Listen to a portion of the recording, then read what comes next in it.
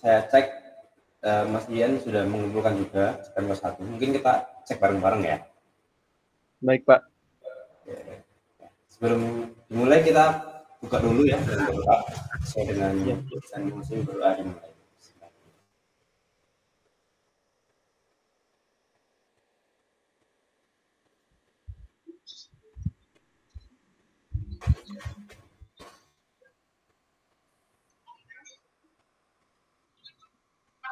Oke, kita review bareng-bareng ya. Kira-kira apa yang kurang, apa yang bagus gitu ya.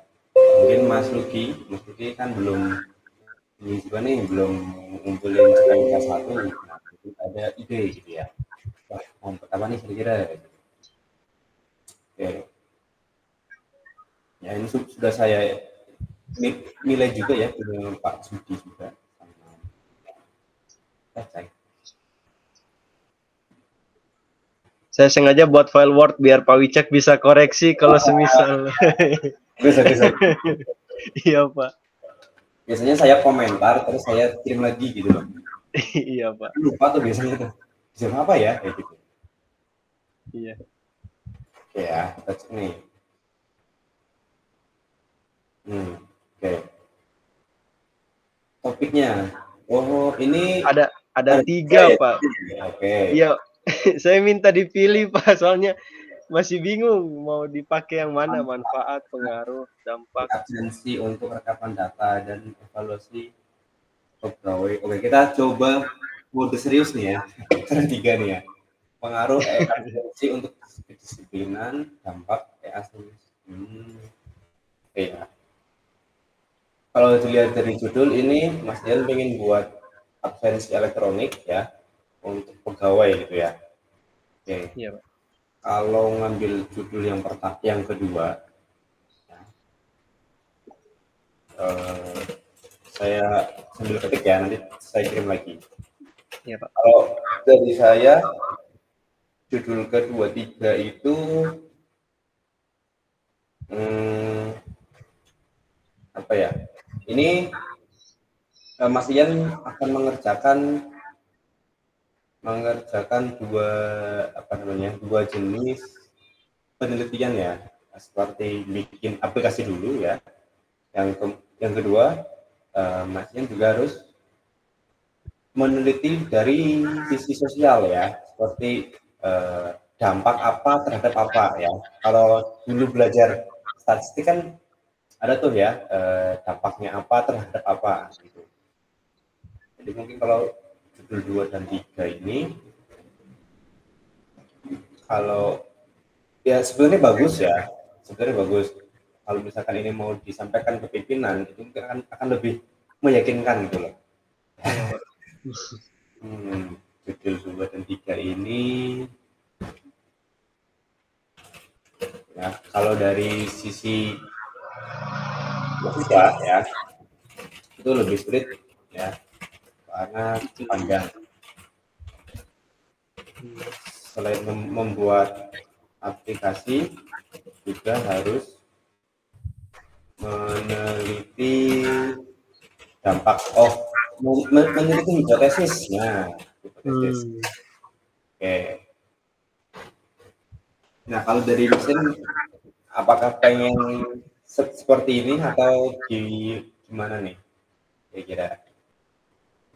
Kalau menurut saya ya, Pak, karena ini kasusnya real dan sementara saya alami dan saya pengen membuat solusinya, mumpung ini masuk dalam tahapan seperti ini, menurut saya kalau sampai ke tahap seperti itu saya enggak masalah, Pak, sampai ke membuat hipotesis, menghitung semua dan mengumpulkan data-data realnya itu, alhamdulillah bisa saya mempertanggungjawabkan semua itu, Pak, karena ini yang saya alami gitu. Oke. Karena ini mirip seperti saya waktu S1 ya. Waktu S1 saya itu membuat game ya, tapi saya terapkan ke teman-teman. Jadi saya membuat aplikasinya, saya cek juga ya hipotesis kan, apakah ada pengaruh orang yang ber-IQ tinggi dengan bermain game. Nah itu, jadi saya bikin gamenya juga, bikin hipotesisnya juga gitu. Karena saya pernah coba ya, saya rasa itu memang sulit ya, tapi karena benar ya kata Mas Ian, karena ini datanya ada gitu kan. Nah, jadi mungkin tidak masalah ya. Oke, kalau tidak masalah, judul yang kedua lebih bagus. Ya. Judul yang kedua ya Pak. Kedua lebih bagus. Karena di sini kan ingin mendeteksi ya, apakah ada pengaruh nih absensi pegawai ya kedisiplinan gitu kan. Gitu. Oke. Nah, tapi nanti kita bahas ya kira-kira data apa aja yang dibutuhkan gitu ya. Baik Pak. Oke, alasannya yaitu karena tiap tahun pihak BPD meminta kepada kamar. Bentar, apakah kecurangan itu termasuk kedisiplinan? Bagaimana Pak? Apakah kecurangan ya itu termasuk kedisiplinan ya, misalkan titip absen gitu, telat?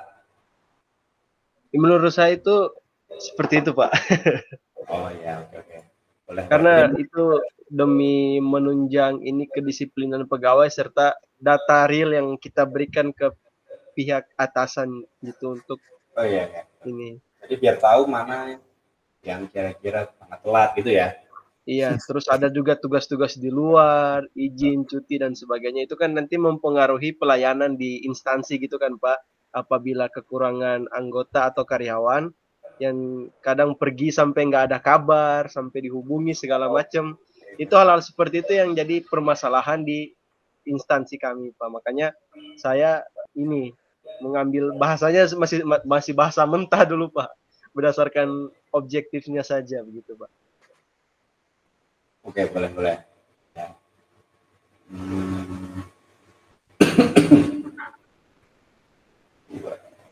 Oke, bisa.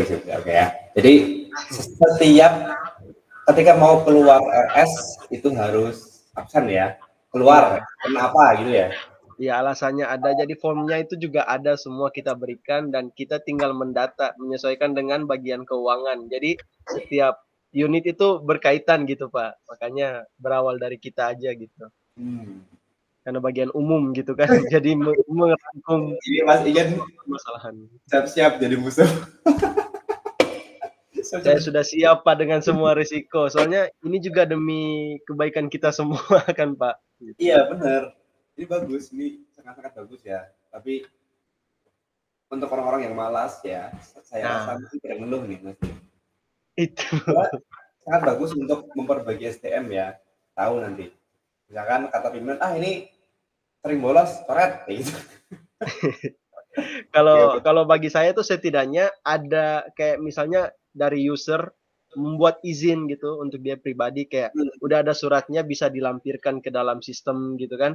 Jadi ketika kita merekap, kita bisa memberikan data yang tinggal dijadiin PDF aja gitu Pak. Jadi udah nggak perlu direkap satu-satu gitu kan. Karena biasanya dari pihak atasan langsung itu meminta data seperti itu, baik berupa tanda tangan fisik dari petugas maupun data-data manual yang kita rekap gitu sih, misal absensi, daftar kehadiran, tugas luar dan sebagainya.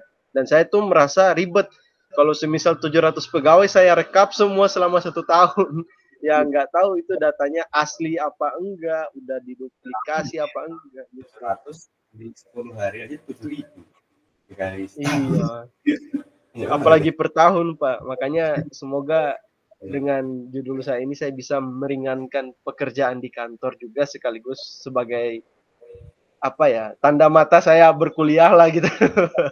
Ada sesuatu yang bisa saya buat. Oke.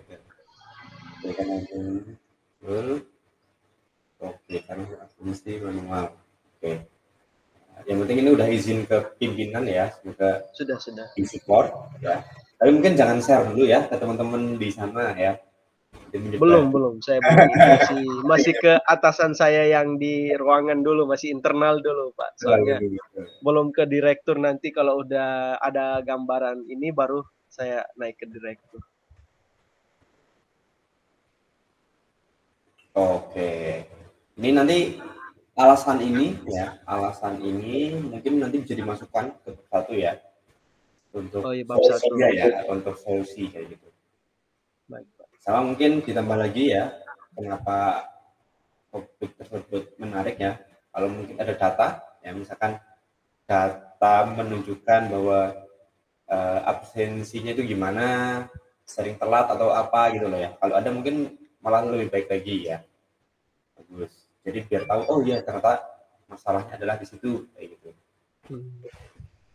Baik Pak. Ini saya tambahkan apa? Syukur-syukur ya, syukur-syukur gitu. Ada data yang menunjukkan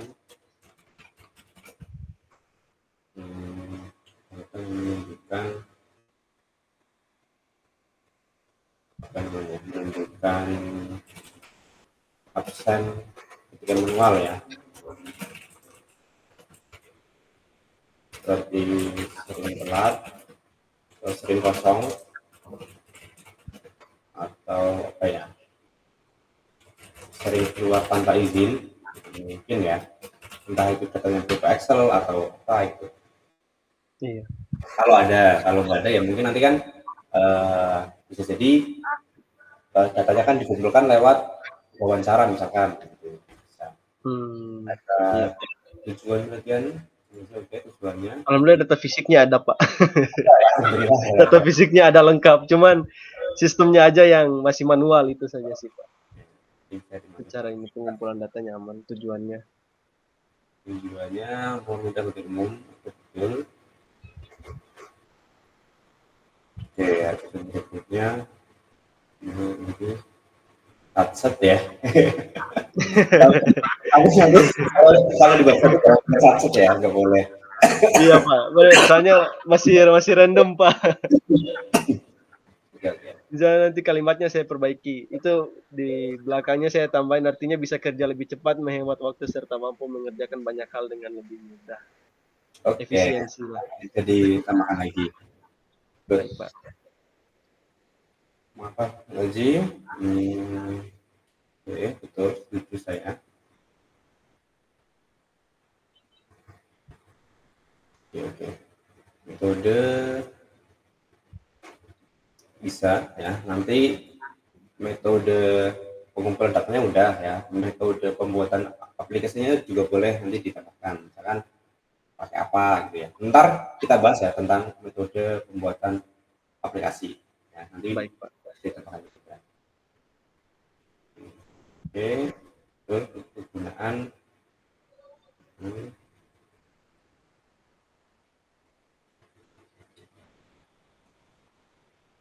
Oke, ini udah bagus Mas Ian ya. Nanti kalau di bab 1 itu kan ada rumusan masalah ya. Bisa kapan lagi? Ini bab 1. Nah, rumusan masalah itu biasanya pertanyaan yang digunakan untuk menjawab tujuan ya. Rumusan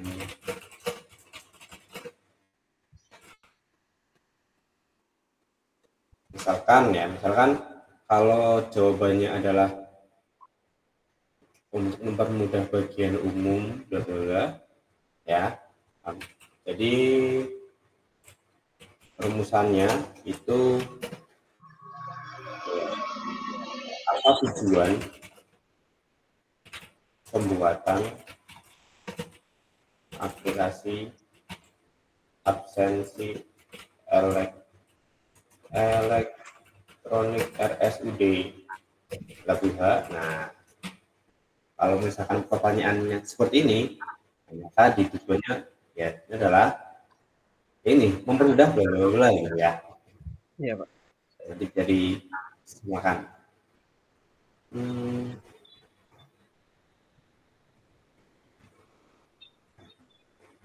Oke. Ya, nanti silakan Mas Ian jadi kerjakan bab satunya. Terus kalau udah diupload ya, ntar kita koreksi bareng-bareng ya. Siap Pak. Ini saya kirimkan. Ya, sudah saya kirimkan beserta komentarnya. Siap Pak. Terima kasih. Kalau coba minta 3-nya kayaknya belum berhubung enggak ya? Ya belum. Mas Luki kapan dulu Mas Luki? Biar kita bisa sharing.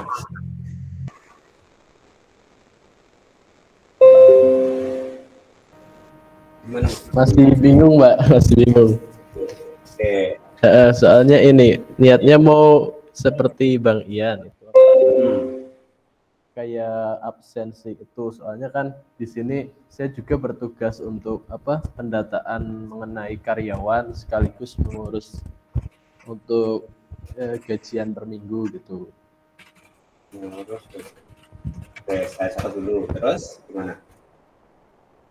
Jadi kan untuk saat ini kan pengabsenan karyawan seperti itu masih manual sih, Pak.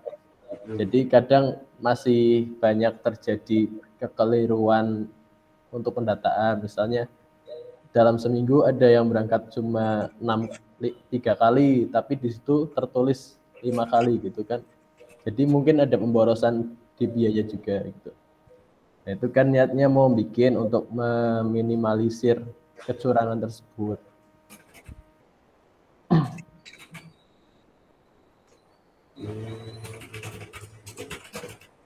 Oke.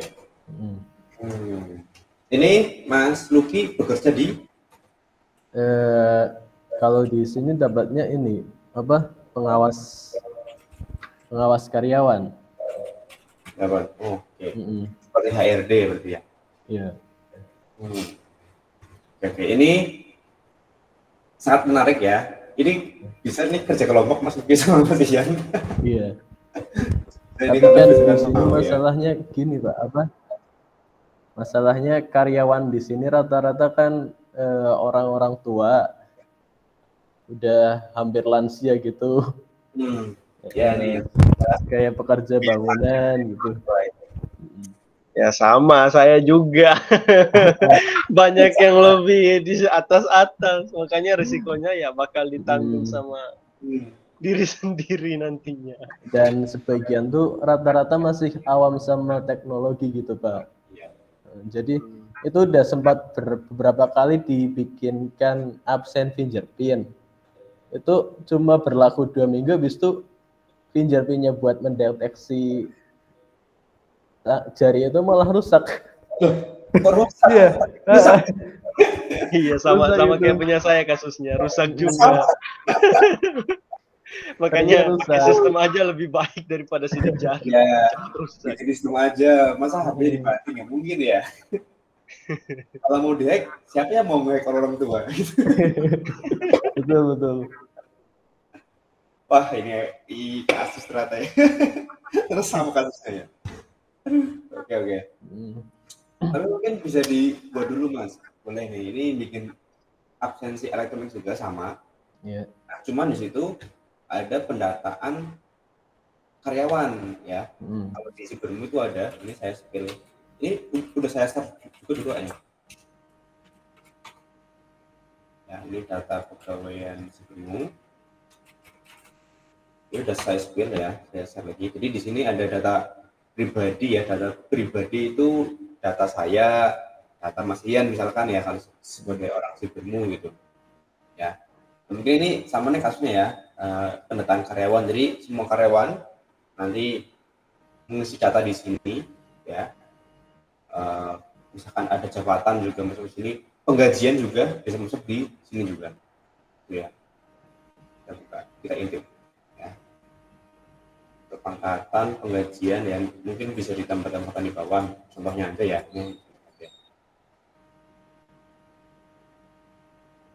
Agensi portofolio. Nah, di mana nanti ada admin ya, ada admin itu bisa mencetak mencetak seluruh data presensi ya, gitu. Nanti harus ada format juga datanya. Ini PR juga, gitu teman-teman ya. PR yaitu level manajemen sistem ya, ada admin, ada user. Dan sampai user bisa mengakses di bagian admin. Nah, mengurus gajian per minggu ya, mengurus gajian per minggu ini berdasarkan absen ya berarti ya? Iya, Pak, berdasarkan absen. Oke, saya rasa ini cukup penting ya, Mas Luki. Ini udah pernah dikonsul sama pimpinan?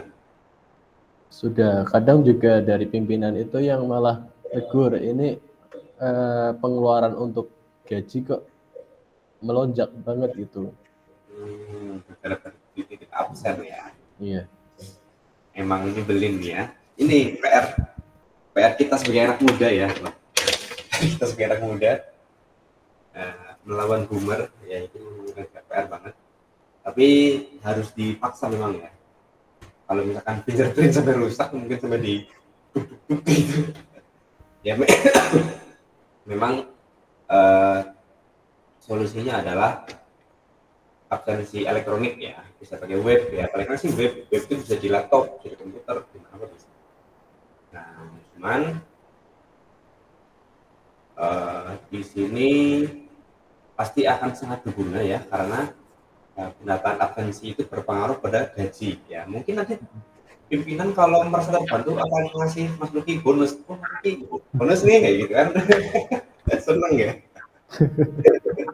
Gitu ya, karena bisa meminimalisir kecurangan ya. Cuman kalau dari punya Mas Ian kan, Mas Ian pengen mengecek juga tuh ya, mengecek hipotesis ya, apakah ada pengaruh ya, pengaruh absensi ke kedisiplinan gitu ya.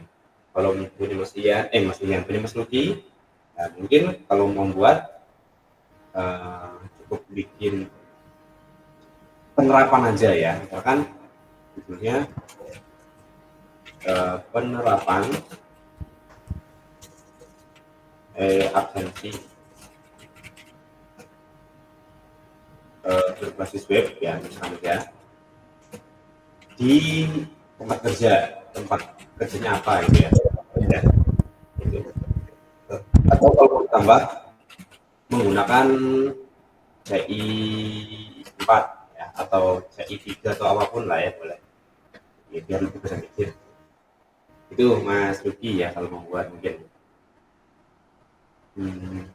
Karena fokusnya di sini adalah penerapannya gitu ya. Penerapan absensi basis apa ya itu pekerja gitu. Mungkin cocok nih ya, nanti alasannya mungkin tadi sering ada salah pendataan ya, meminimalisir titik absen kayak gitu mungkin ya, tujuannya ya mungkin sama ya. Iya Pak. Metodenya pakai apa ya, nanti kita bahas. Itu Mas Luki ya. Siap Pak. Akan bisa dikerjakan biar ini mumpung masih ada waktu gitu loh ya, mumpung masih ada waktu kita masih bisa konsul ya, paling nggak praktiknya udah selesai ya, nanti akhir semester tinggal bikin aplikasi selesai kayak gitu loh maksudnya. Oke, semoga dimudahkan ya. Jadi oke.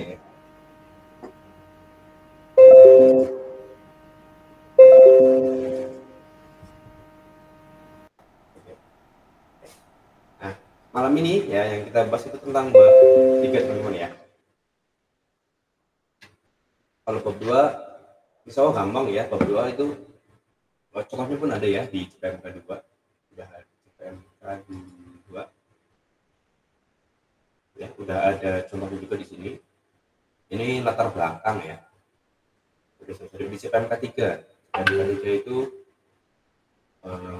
ada perbuannya ya. Ini pun gampang ya. Seperti teori-teori dikumpulkan ya.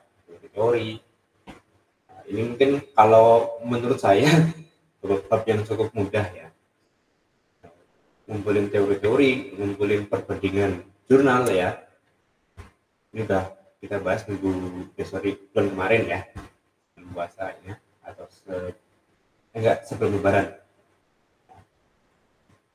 Nah, sekarang di bab 3 nih ya, bab 3 ini cukup penting ya. Jadi kan kita bahas ya metode pembuatan aplikasi itu apa sih kira-kira. Nah, di sini yang akan kita bahas tuh yang kira-kira akan dipakai sebagai bab ya, akan dipakai sebagai subbab di bab 3 gitu. Nah, yang pertama di sini di bab 3 ya, itu nggak jauh-jauh dari data ya. Data itu merupakan suatu bahan yang masih mentah ya, yang membutuhkan pengolahan lebih lanjut ya untuk menghasilkan informasi atau keterangan ya, baik kuantitatif maupun kualitatif ya. Kalau ambil contoh tadi, Mas Ian punya data nih ya, tadi punya data absensi pegawai. Nah, itu kan masih data, masih mentah. Nah, maka dari itu data tersebut kan perlu kita olah ya. Jadi biar tahu gitu, bahwa dengan data ini diperoleh informasi bahwa karyawan-karyawan di situ jarang berangkat misalkan ya, sering bolos kayak gitu. Bisa ya, dengan adanya fakta itu ya, maka dibuatkanlah aplikasi absensi gitu. Nah, jadi nyambung.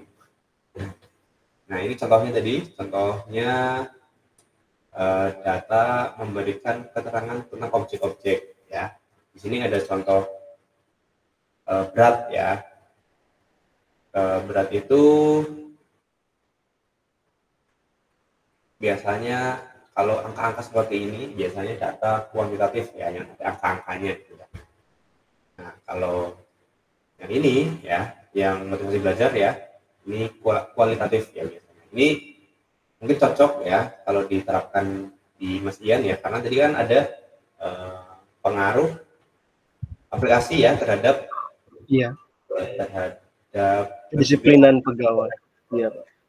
Bisa cocok. Tapi kalau di Mas Ian sendiri ini kayaknya dua-duanya masuk. Ya. Ini masuk semua.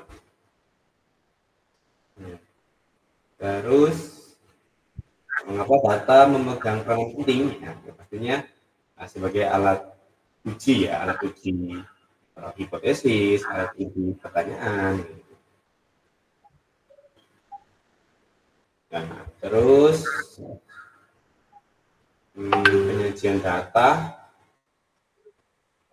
saya bahas yang penting-penting dulu aja. Data yang dikumpulkan itu dari populasi bisa, dari sampel bisa ya. Biasanya itu perlu dianalisis, perlu diatur ya, disusun ya. Terus disajikan juga ya dalam bentuk yang mudah dipahami, misalkan dalam bentuk tabel ya, dalam bentuk grafik itu juga lebih enak. Tujuannya ya pastinya biar data lebih mudah dimengerti ya. Contohnya seperti data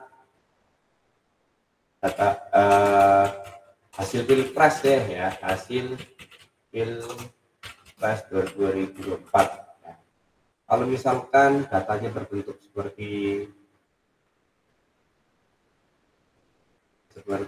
ini, mungkin lebih enak ya, lebih enak karena kita langsung tahu ya, bahwa yang menang itu yang nomor 2 gitu ya, lebih enak karena bentuk grafik. Coba kalau tabel ya, kalau tabel misalkan dari kabupaten ini yang menang ini, dari ini yang menang ini, kan cukup banyak sekali. Kebanyakan itu. Iya. Ya kan.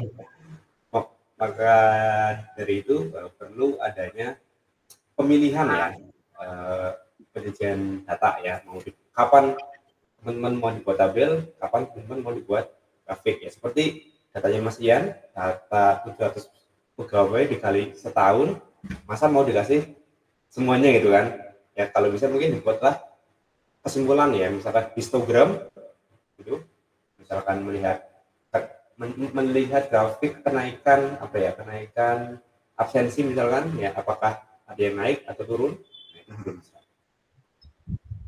Terus di sini ya biasanya masih batuk-batuk soalnya. Iya. Ini ya, bisa dari tabel ya. Tabel itu seperti disusun kategori ya, misalkan menurut jenis kelamin, menurut jumlah pegawai, menurut penjualan ya. Jadi tidak semuanya diambilkan ya, karena kan banyak sekali ya, seperti tadi data 700 orang gitu kan. Grafik ini kan lebih mudah ya, seperti tadi pilpres lebih enak nih, langsung muncul. Terus nah ini contoh penyajian data ya, ada diagram batang atau histogram, biasanya berbentuk kategori ya, sangat tepat kalau misalkan teman-teman menyajikan data bentuk kategori gitu ya. Misalkan kita ingin melihat statistik gaji karyawan bulanan nih punya Mas Luki ya. Misalkan pengeluaran bulan satu itu segini, bulan kedua segini, bulan ketiga segini gitu. Kalau misalkan berbentuk seperti ini kan akan lebih enak. Kok tiba-tiba naik kayak gitu kan? Kok turun nih? Nah, gitu kan? Kalau dibentuk di diagram batang kan lebih enak. Terus ada diagram garis ya. Diagram garis juga ini kalau diambil contoh ya, misalkan kalau ini jumlah siswa ya, misalkan diagram ya, perbandingan penyakit ya, misalkan Mas Ian pengen mendata ya setiap bulan ya berapa orang yang terkena misalkan yang terkena diabetes ya, misalkan yang diabetes itu warna merah gitu kan. Nah, terus Mas Ian juga punya data per bulan orang-orang yang terkena hipertensi gitu, misalkan yang hijau gitu. Jadi dengan adanya seperti itu kita kan jadi tahu tuh ya perbedaan grafik tiap penyakit gitu. Coba kalau misalkan dipisah ya, ini diagram diabetes, ini diagram hipertensi, ini diagram kanker misalkan, nah itu kan akan lebih sulit ya. Coba kalau digabungkan jadi satu seperti ini, nah kan kita tahu nih di RS-nya Mas Ian ternyata yang paling banyak itu yang mana gitu. So, ada poligon, ada octave, nah ini juga sering dipakai lingkaran ya. Biasanya ini lingkaran itu dibagi ke dalam sektor-sektor ya. Misalkan ingin mendeteksi apa ya, ini seperti kalau ambil contoh jumlah pegawai laki-laki dan pegawai perempuan misalkan ya, nah itu akan lebih enak pakai ini ya karena terlihat jelas ya. Atau jumlah karyawan yang lulusan S1 apa gitu kan, nah itu mungkin akan lebih enak ya mungkin kalau dibuat seperti ini. Nah, jadi silakan disesuaikan ya diagram dengan datanya gitu ya. Terus ada jenis data ya. Nah ini jenis data ada jenis sifat sumber, cara pengukuran sama skala. Nah di jenis ini, nah ini masuk nih ke data. Ada kualitatif sama kuantitatif ya teman-teman ya. Kualitatif merupakan data yang menunjukkan mutu atau kualitas suatu yang ada ya, baik proses, keadaan, peristiwa atau yang lainnya dinyatakan dalam bentuk pertanyaan atau berupa kata-kata ya. Kalau di sini contohnya wanita itu cantik ya, keren, baik, ganteng, senang ya, harga minyak naik ya. Misalnya ini tuh biasanya diambil seperti penelitian yang kualitatif ya. Nah, jadi bentuknya kata-kata ya. Biasanya datanya itu diperoleh dari wawancara misalnya ya, karena dari pembicaraan. Tapi biasanya itu berbentuk bersifat subjektif ya. Jadi saya bilang bahwa gambar ini bagus ya, tapi belum tentu Mas Ian sama Mas Luki bilang gambar ini tuh bagus gitu kan. Karena persepsi orang kan ya beda-beda ya. Nah, kalau kuantitatif ya ini data yang berbentuk angka-angka ya.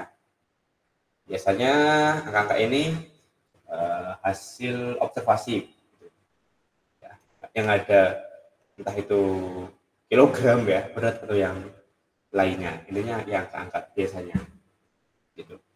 Nah, kalau saya boleh sharing ya, dulu saya walaupun penelitian saya seperti Mas Ian tadi ya ada pengaruh-pengaruh gitu, tapi saya buat kuantitatif ya, saya buat angka-angka karena kalau saya pikir ya, misalkan saya bertanya ke teman saya gitu, Mas, aplikasi X itu bagus nggak sih bisa diterapkan bisa dipakai nggak di kantor misalkan.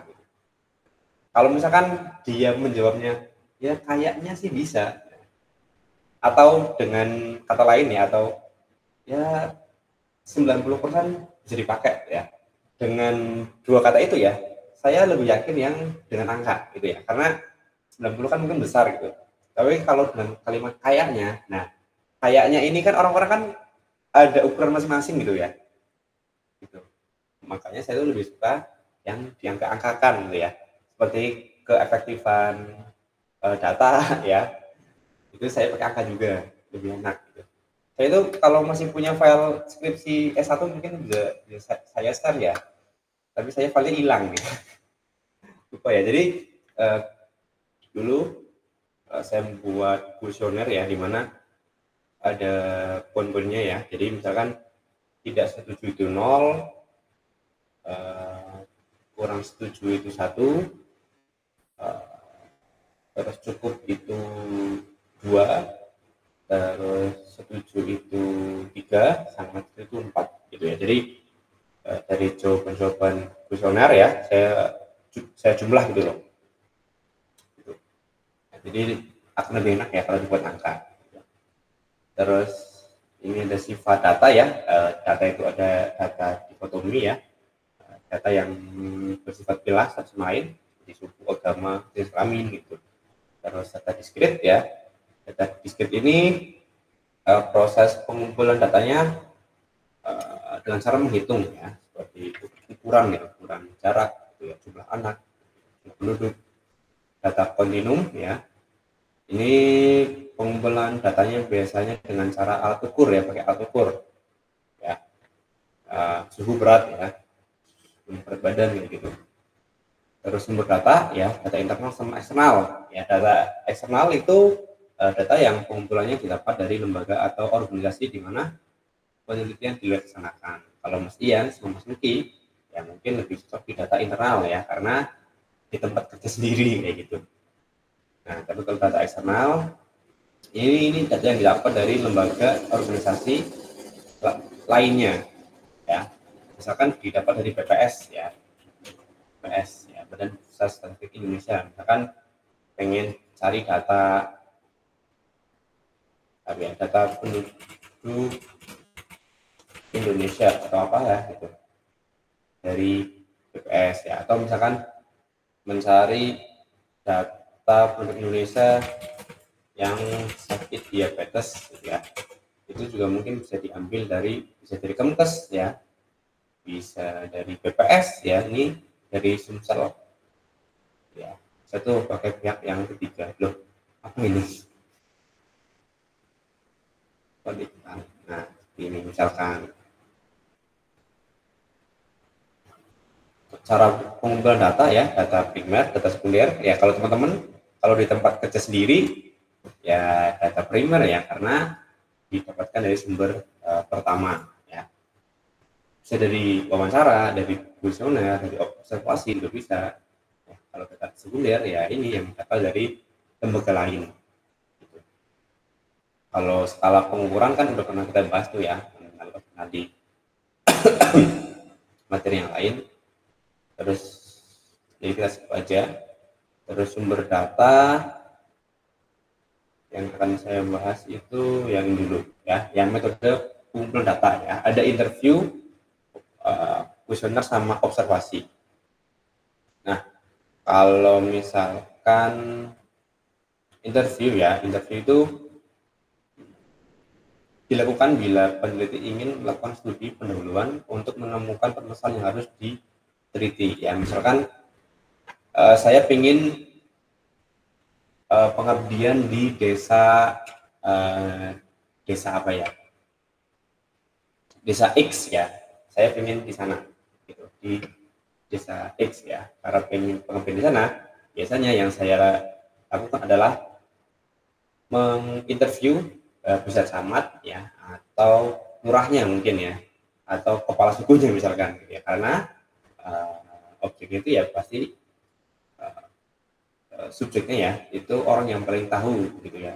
Ya saya rasa camat atau lurah mungkin paling tahu ya masalah apa yang ada di situ gitu. Terus benar dan dapat dipercaya ya. Terus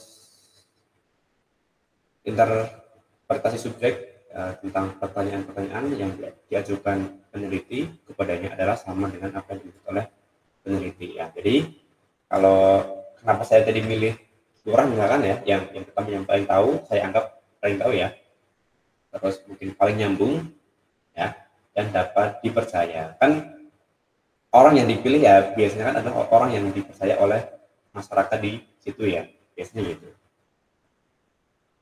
Terus kuesioner ya, kalau kuesioner pengumpulan data dengan penyebaran angket gitu ya, dan nanti ditulis ya atau dijawab oleh responden. Kalau dulu mungkin bagi-bagi ya, kalau sekarang kan kita pakai Google Form ya, tinggal bikin form, copy link, di-share ke grup gitu kan, lebih enak gitu ya. Apakah boleh ya, boleh-boleh aja pakai form ya, jadi udah hemat kertas ya, hemat energi juga gitu. Terus pertanyaannya sendiri ya untuk kuesioner ya, biasanya pertanyaannya tidak mendua atau double. Terus biasanya itu pertanyaan singkat ya, jadi nggak terlalu panjang.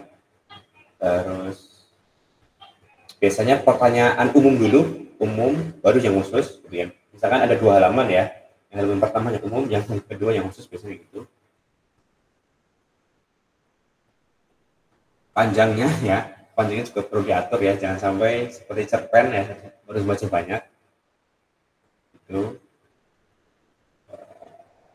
Kalau fisik angket ya, kalau dulu mungkin masih dipikir ya, kalau sekarang kan pakai form aja ya.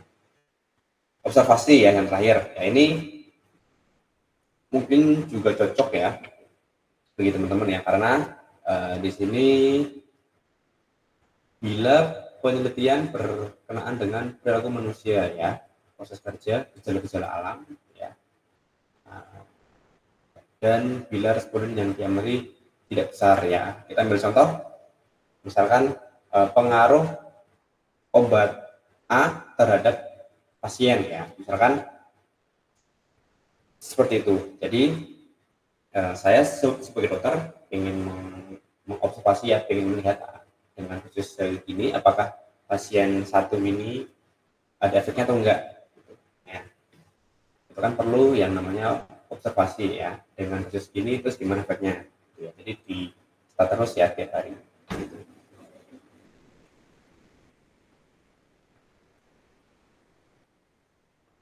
Oke ya.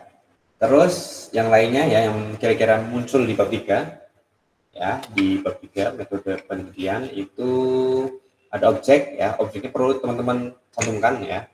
Objeknya di sini, ini silakan ditulis mau di mana tempatnya atau orang-orangnya siapa gitu ya. Jadi silakan ditulis ya. Kalau ada wilayahnya ya ditambahkan ya. Kalau misalkan wilayah kecamatan mana gitu ya. Ya mungkin ada ya yang membuat tugas akhir untuk di sebuah tempat ya. Bisa waktunya ya, waktunya berapa lama ya, butuh waktu bulan apa sampai apa ya. Kalau bisa mungkin ditambahkan ini contoh jadwal penelitian seperti ini ya. Mungkin kalau mau bisa dibuat seperti ini ya, misalkan nomor 1 ngapain ya, dari bulan apa, pembuatan aplikasi ya dari kapan, terus bimbingan dari kapan gitu ya. Itu dimasukkan boleh ya, atau yang lebih simpel per bulanan seperti ini lebih enak juga bisa. Terus metode yang digunakan ya, ini yang kita bahas terusan. Oke, kalau metode pembuatan aplikasi ya teman-teman ya, itu teman-teman bisa menggunakan waterfall ya, ini gampang banget ya. Ini terus ada SDLC,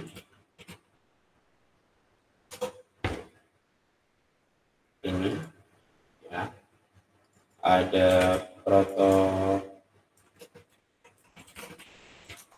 aplikasi kalau nggak salah, saya lupa, atau RAD ya.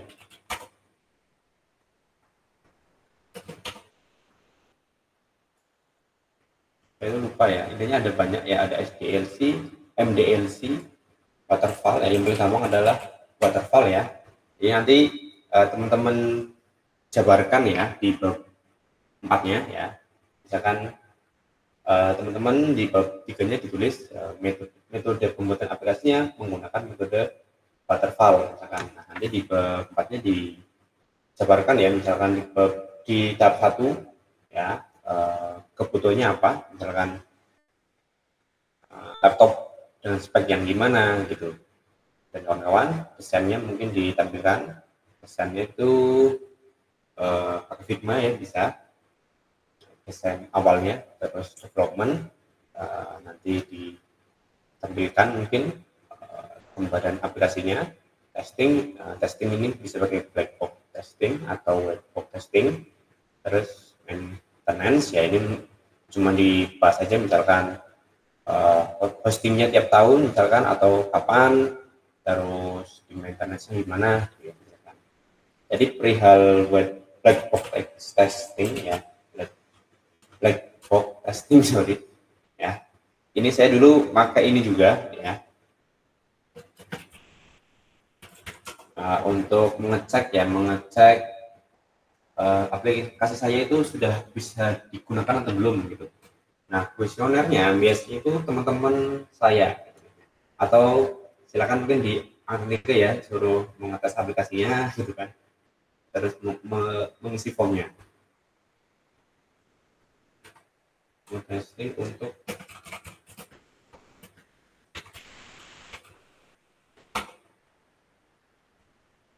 saya cari contohnya ada nggak ya. Nah, ini misalkan teman-teman nanti dibuat ya di sini ya, misalkan setiap halaman ya diisi black box testing halaman login ya, misalkan username passwordnya gimana ya, karena teman-teman yang bikin aplikasi ya, saya rasa teman-teman paling paham ya, jadi mungkin passwordnya gimana, besar kecilnya gimana ya. Jadi suruhlah teman-teman angkatan teman-teman ini untuk mengtes ya gitu ya, walaupun cuma beberapa orang ya, 10 atau 20 orang gitu. Ya, ini juga penting juga. Terus balik tadi, oh ya, ini tuh materi apa ya, materi untuk ilmu sosial ya teman-teman ya, tapi kita bisa ngambil kok ya, bisa diambil aja walaupun kita itu ilmu teknik ya. Ini ada variabel XY ya, XY itu kan lebih ke ini ya, lebih ke statistik ya. Misalkan ini tadi kita bahas pengaruh obat terhadap pasien ya, misalkan X itu adalah itu obatnya ya, Y-nya itu pasiennya ya. Kalau di pasien misalkan X itu aplikasinya, yaitu pegawainya misalkan.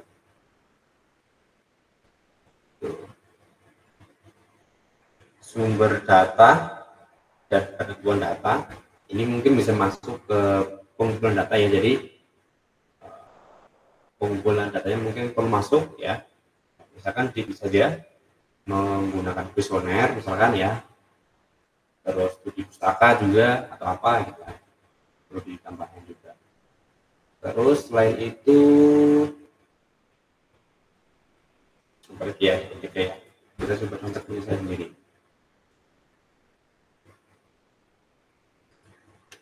Kita cek masalah 3.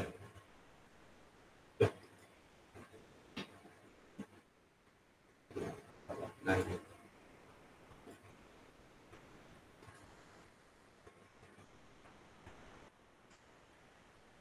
ini objek tadi ya, objek saya pakai apa, Kalau teman-teman ada waktu, tambahkan aja waktunya, ya. Waktunya sampai kapan, dari kapan sampai kapan, di mana gitu. Ini enggak saya tambahkan di mana, karena tesis saya itu saya enggak pakai tempat ya, tanpa tempat. Terus alat dan bahan, nah ini juga bisa masuk ya teman-teman ya. Nah, alatnya apa aja nih, bahan-bahannya apa aja nih. Kalau ini mungkin kurang perlu ya, karena ini kan sesuai dengan tema saya. Terus metodenya pakai apa ya? Kalau saya pakai SCPO di sini. Kalau teman-teman bisa pakai metode tadi ya, yang waterfall misalkan. Ya, nanti dijelaskan ya, yang desain ngapain dijelaskan, bla gitu. Terus lagi testing ngapain gitu, dijelaskan. Nah, sama satu lagi ya terakhir ini, kita itu sudah ada format ini, format terakhir. Tapi belum di-share ya, belum di-share sama akademik ya. Tapi ini saya spill dulu.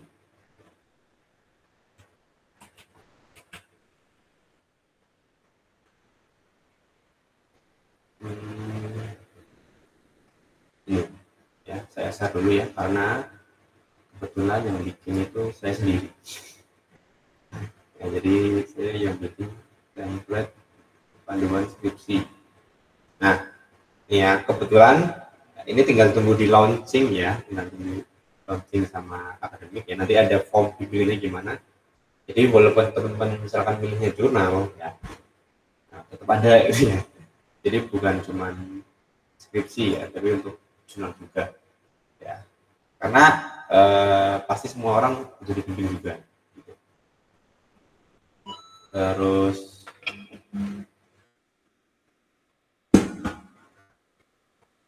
sebentar.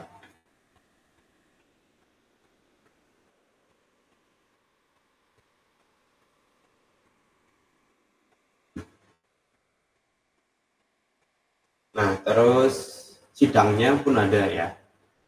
Walaupun nanti mungkin jurnal ya, mungkin tetap ada ini ya, tetap ada sidang ya. Mungkin menjelaskan aja ya, yang dibuat itu apa, masalahnya itu apa, gitu. Mungkin gitu mungkin. Terus ada alurnya, berita acara ya. Nanti ini bisa di-share ya, bisa di-share sama akademik pastinya.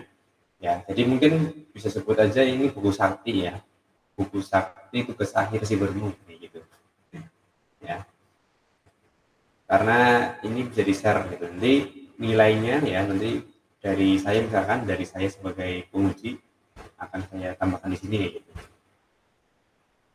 ya. Jadi teman-teman tahu detail arusnya gimana ya. Jadi dari awal bimbingan ya sampai lulus ya, itu tercatat di sini ya.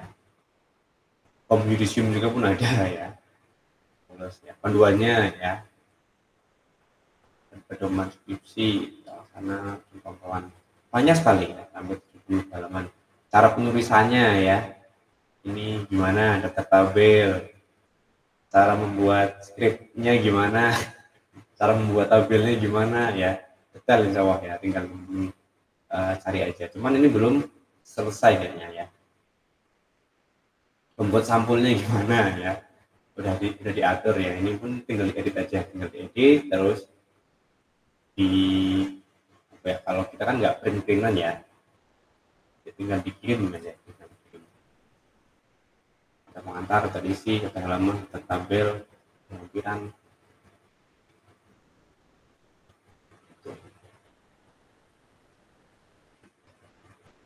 Oke ya. Jadi seperti itu teman-teman ya, sedikit gambaran untuk bab 3 ya, untuk bab 3 sama sedikit gambaran tadi buku panduan tugas akhir ya, buku sakti Sibermu ya. Nanti kita tinggal tunggu aja,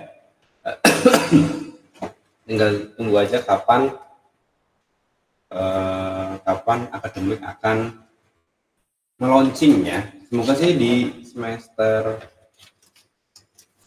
depan ya, semoga di semester 7 Nah, karena kan sebelum itu udah 6 semester ya. Jadi ya semoga di semester 7 panduan ini sudah di-share di web ya, jadi teman-teman akses juga. Jadi kalau mau nyicil juga bisa gitu ya. Nanti untuk pembimbingnya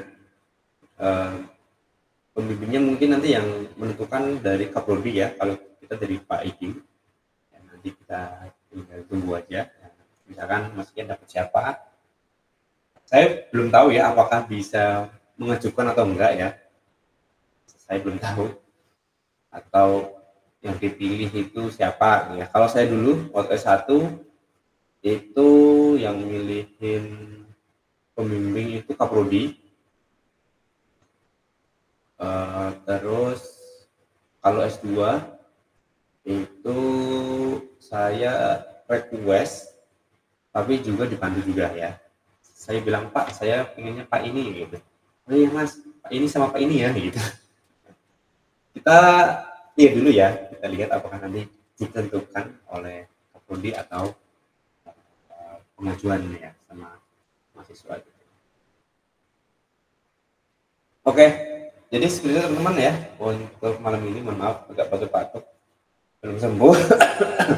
Ada pertanyaan mungkin untuk diskusi? Silahkan. Kita mau sharing-sharing. Saya sih Pak.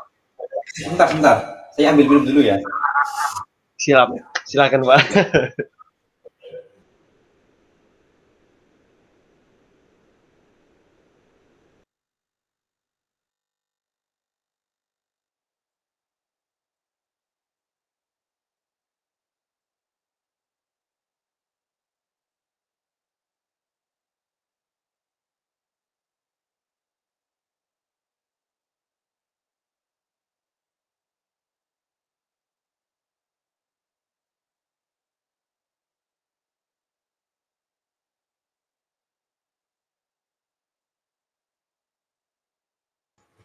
Soalnya udah parah ya, jadi gatel banget. Silakan Mas Ian.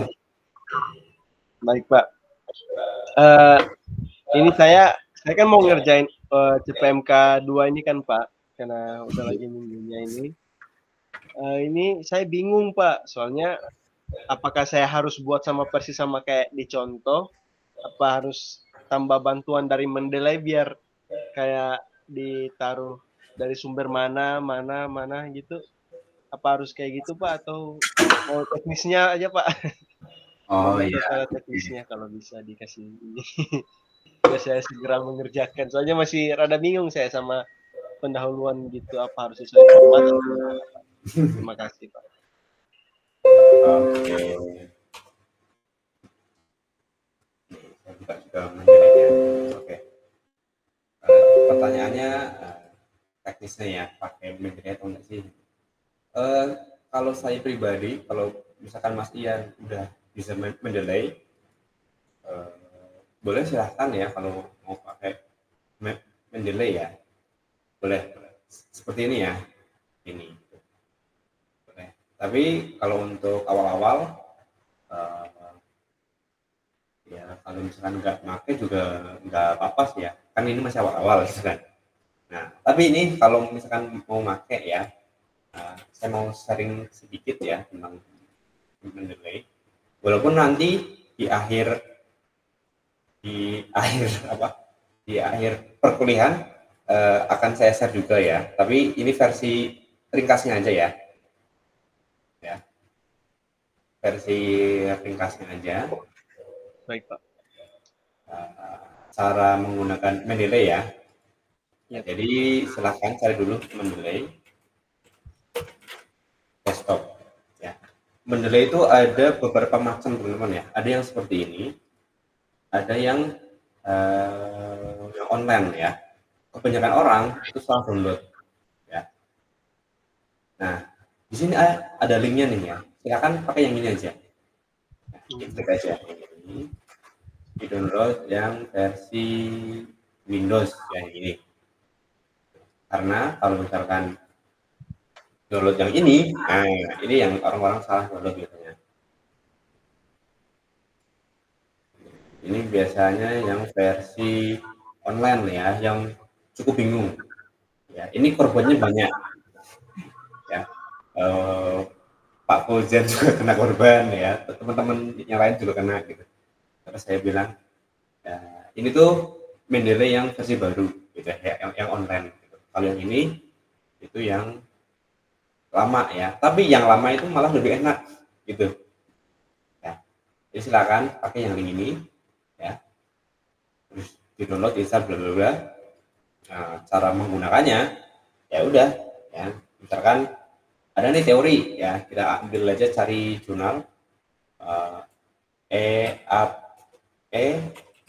absensi jurnal, ada aja ya, ini saya ngacak aja ya, ini salah satu tips aja, walaupun nanti saya share lagi ya nanti di akhir semester. Kita coba aja ini copy, nah, tapi jangan di copy paste ya teman-teman ya, ini hanya contoh aja. Copy paste boleh tapi perlu diedit gitu ya, jangan plek kalimatnya. Nah, misalkan teman-teman mengutip bab 2 ya, yang biasanya kan yang banyak pengutipan tuh di bab 2 biasanya, seperti pengertian-pengertian gitu ya, di pustaka. Nah, ini nih seperti organisasi merupakan apa gitu.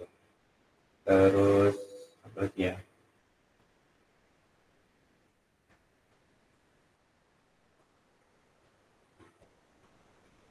Ini tuh deh ya, yang gampang aja. Seperti itu deh. Ini ya, nanti di download ininya, jurnalnya. Terus di drag. Ya, ini versi singkatnya ya, nanti lengkapnya dan tips and triknya mungkin di akhir bentar aja. Ini udah ada ya. Nah, Genius, oke. Terus tinggal di insert station ya. Cari yang tadi ya. Saya lupa tadi apa ya jurnalnya. Kamarudin ya, pakai key.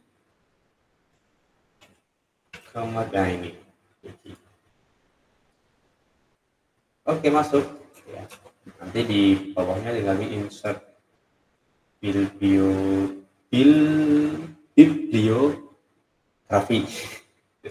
Tinggal diatur-atur aja lah. Itu Mas Ian ya, gampang kan? Iya Pak, nanti saya coba. Ya silahkan dipakai aja. Nah, kalau mau dikategorikan juga boleh silahkan ya. Iya Pak. Kalau semisal kita pakai Mendeley sama nggak pakai Mendeley itu enakan mana sih Pak Wicak?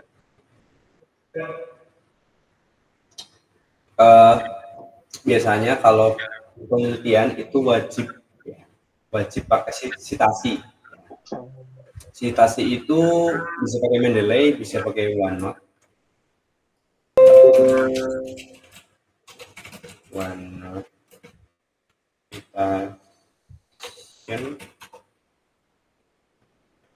Terus bisa pakai apa aja lupa. Tapi yang paling terkenal adalah Mendeley ini. Yang paling terkenal.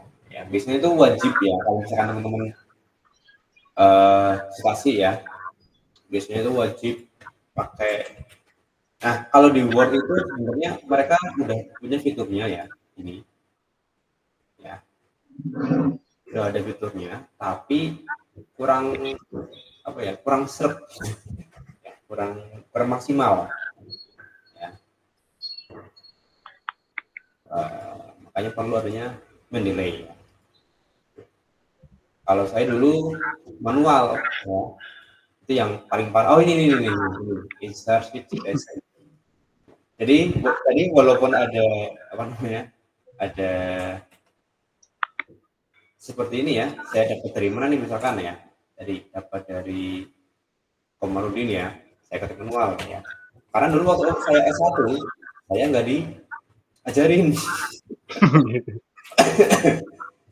Gitu.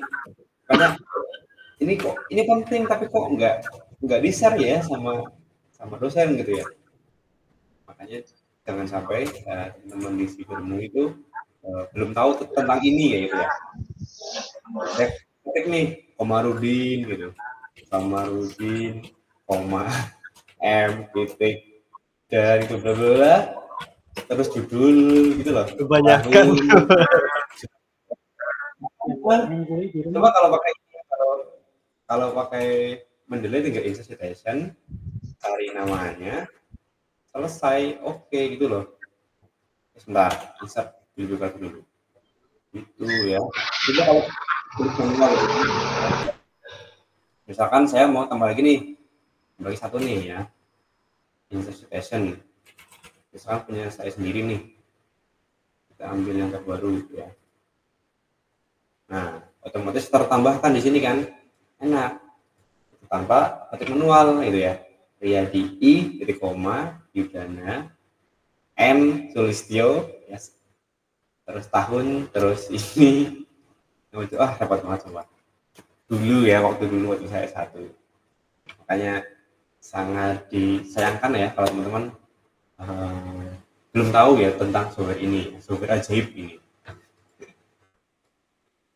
Ya, jadi kalau misalkan penguji ya, ada yang tanya tentang sumbernya, ya udah gampang, tinggal ini loh sumbernya di sini, jurnal, lebih enak gitu ya. Itu sedikit gambaran aja ya tentang Mendeley ya. Ntar di akhir semester kita akan bahas lebih detailnya, tips and triknya, kalau errornya gimana gitu ya, kita bahas nanti. Oke, ada lagi pertanyaan mungkin? Silahkan Mas Ian, Mas Luki. Yang tadi apakah terjawab Mas Ian? Iya Pak, alhamdulillah. Saya sudah dapat gambarannya sedikit biar bisa kopas dari jurnal yang luar untuk pendahuluannya gitu Pak. Biar dapat referensi tambahan juga. ATM ya, amati tiru modifikasi. Siap Pak. Walaupun sama saya pakai ini gambar-gambar Pak terkait ATM ini. Iya Pak, benar. Sama ini Pak terkait kata tadi Pak Wicak bilang di bab 3 itu kan metodologi penelitian, berarti dalam artian kita udah punya gambaran fix terkait progres atau program kita yang akan kita buat, misalnya sebuah aplikasi atau sebuah website gitu kan Pak. Berarti kita akan menyusun kerangkanya dulu, apa langsung membuat aplikasinya sekalian gitu Pak? Ya kalau secara secara ilmiah ya bikin kerangkanya dulu ya secara ilmiah ya, tapi secara faktanya ya memang kita disambi ya, bikin kadang aplikasinya udah jadi baru dibuat proposalnya kayak gitu. Ya enggak. Seperti saya share lagi, saya bikin, bentar, masih ada enggak ya, skripsi home ini masih sih, ini masih, cuman bisa dicontoh enggak ya?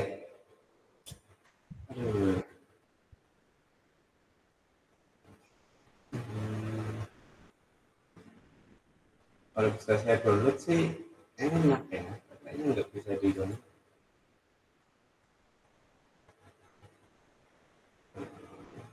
Ini teman-teman yang tipenya saya kayaknya.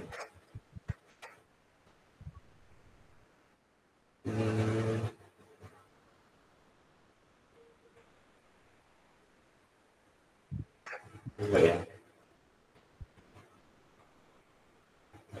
Jadi seperti yang saya bilang tadi ya, faktanya ya bisa jadi aplikasi itu jadi baru lapangannya gitu. Dulu waktu saya bikin game itu, gamenya itu udah jadi nih, udah selesai ya. Terus saya paksakan gimana caranya itu jadi judul kayak gitu. Ya pakai trik tadi yaitu untuk mendeteksi apakah ada pengaruh IPK terhadap main game kayak gitu. Tapi kalau Mas Ian mau bikin dulu juga bisa ya, mau bikin dulu terus buat laporannya bisa. Kalau di Sidromus saya rasa masih bisa ya, karena Mungkin karena masih baru ya. Kalau kampus lain, kampus yang besar ya seperti UGM, UMY ya itu mungkin akan ditolak ya karena judulnya itu sudah banyak, sudah umum ya. Apalagi yang sering diremehkan itu judul-judul multimedia, pembuatan animasi ya itu sudah sering banget ditolak tuh ya. Bahkan waktu saya di Amikom dulu, yang kampusnya masih tengah-tengah lah ya, fokus sama tengah-tengah. Banyak teman-teman saya yang membuat judul multimedia itu ditolak, bikin animasi tolak, ya mau apa lagi gitu guys, mau apa lagi gitu, bingung gitu. Nah, tapi kalau di sebelumnya semua khususnya baik-baik ya, tidak segala kala itu.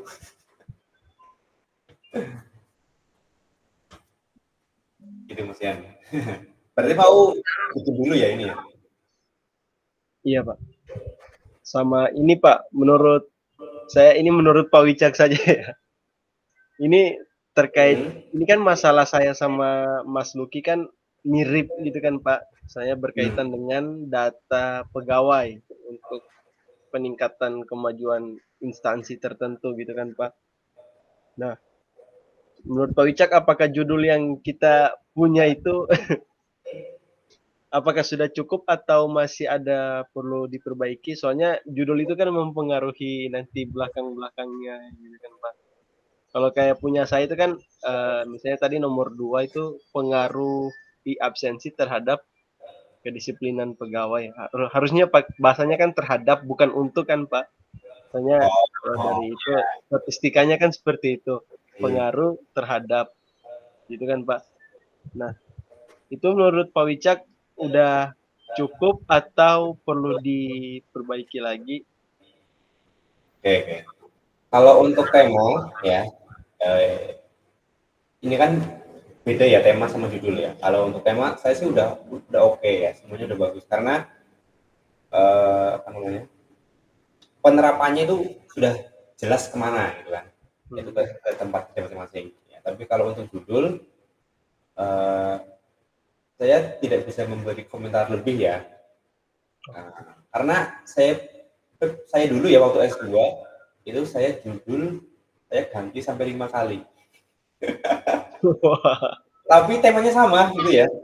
Jadi temanya misalkan tentang absensi ya, cuman judulnya aja saya ganti terus ya, itu sampai 5 kali ganti terus gitu. Gitu. Karena memang dari segi kalimat mungkin ya untuk dosen apa namanya, untuk dosen yang udah prof ya mungkin punya nilai lebih gitu ya. Saya kalau saya ya oke siap gitu aja, oke siap. Gitu ya. Tapi memang benar ya, kalau mau pakai kata-kata itu juga perlu dipikirkan ya, seperti pengaruh terhadap ya, jadi benar perlu. Judul itu juga mempengaruhi kedepannya gimana. Kalau saya lihat ya, memang punya Mas Ian, Mas Luki kan memang agak mirip ya, cuma di Mas Ian itu ada tambahannya, yaitu untuk melihat pengaruhnya gitu ya. Kalau misalkan mau join misalkan anggap aja Mas Luki sama Mas Ian bikin aplikasi bareng misalkan ya, bisa aja ini saya ambil contoh, Mas Luki itu bekerja di RS apa tadi, RS Labuna, Labuha Pak. Labuha.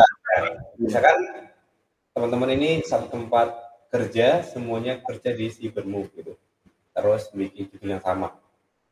Apakah bisa? Ya bisa banget malah ya, tapi perlu dibedakan. Ya, jadi misalkan Mas Luki bikin aplikasinya, Mas Ian itu bikin versi hipotesisnya misalkan ya, bisa. Tapi kan karena ini udah beda tempat ya, ya lebih enak ya, belum bikin aplikasi sama, tapi kan penerapannya kan berbeda ya. Mas Luki punya masalah sendiri, Mas Ian punya masalah sendiri. Nah, sayangnya ini teman-teman beda tempat kerja nih. Iya Pak. Nanti silahkan aja Mas Nuki, Mas Ian, kalau bingung cari-cari di GitHub ya, kali aja ada tuh aplikasi yang apa, tentang absensi ya, mungkin ada ya. Coba saya cari gitu di GitHub, nanti bisa dimodifikasi ya. Mungkin sih ada ya yang gratis. Iya, Pak. Daripada joki ya, saya kurang suka joki. Iya, Pak. Saya juga nggak suka joki. Nanti saya juga nggak ngerti apa yang dia buat gitu. Lebih baik saya biar salah berkali-kali saya buat sendiri, Pak, biar saya yang paham aja gitu ya. Walaupun ngambil di GitHub ya, itu bagi saya masih boleh-boleh aja ya, karena kan ada yang diubah, gitu kan. Seperti yang saya share ke teman-teman itu, nah itu kalau misalkan teman-teman mau pakai boleh silakan ya, tapi kan pasti harus diubah ya nantinya ya. Iya, Pak. Misalkan dari template itu ya yang saya share dulu ya, template tentang aplikasi barang ya, inventaris barang lah intinya ya. Misalkan mau dimodifikasi jadi aplikasi absensi, apakah boleh? Ya boleh-boleh aja silahkan ya.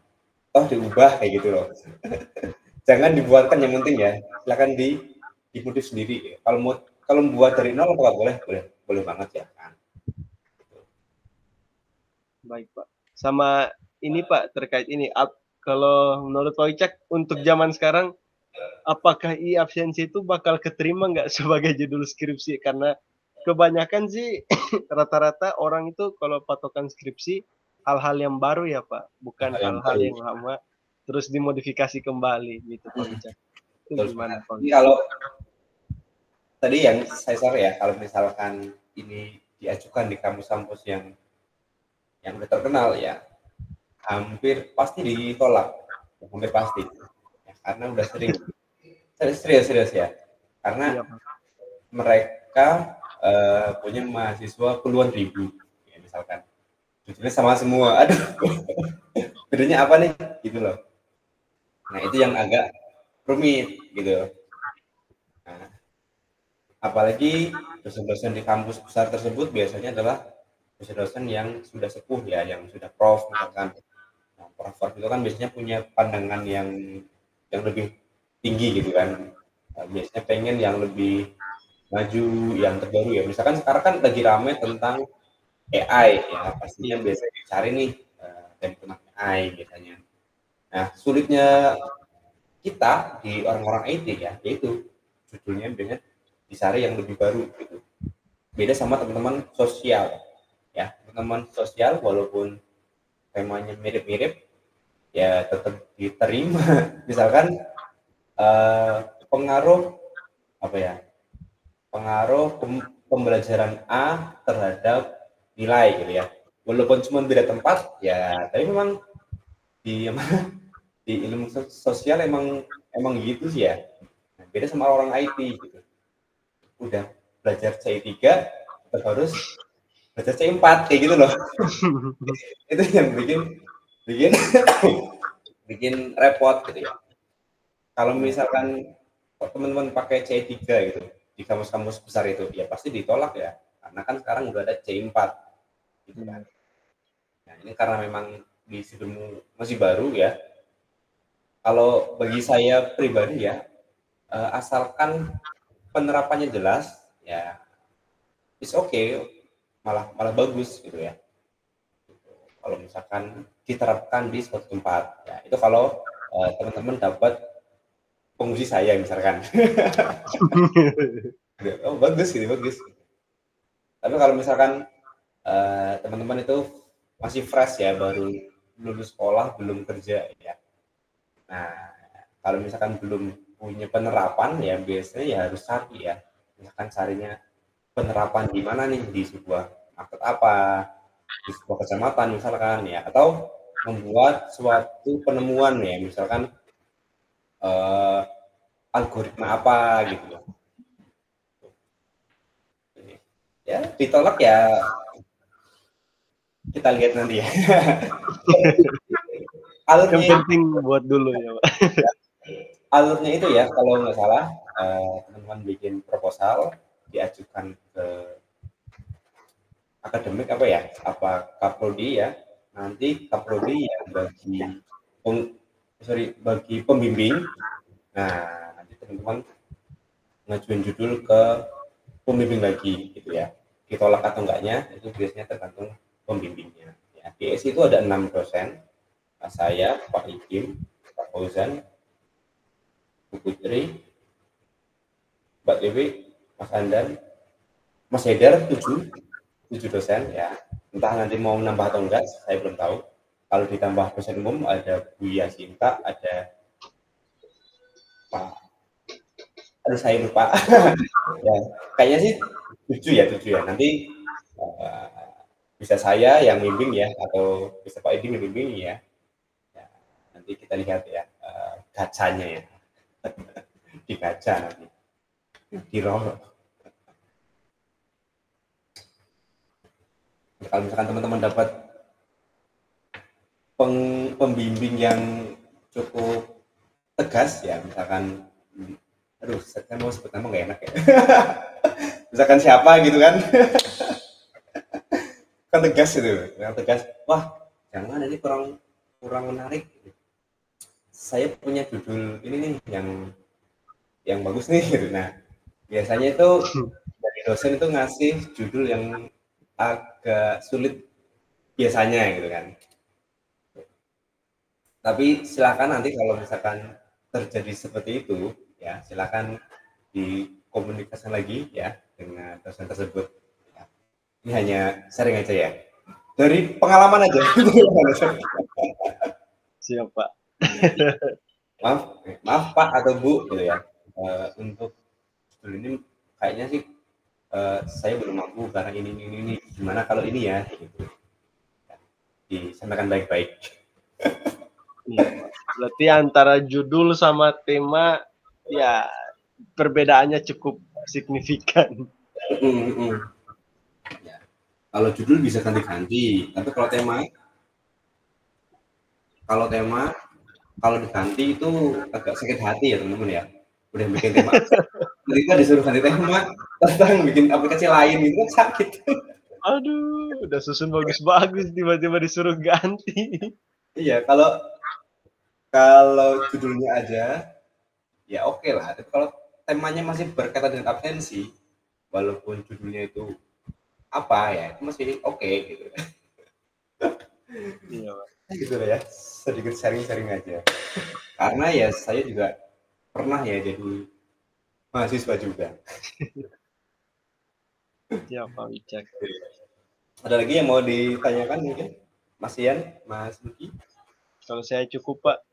Silakan Bang Luki kalau ada pertanyaan. Mas Luki silakan.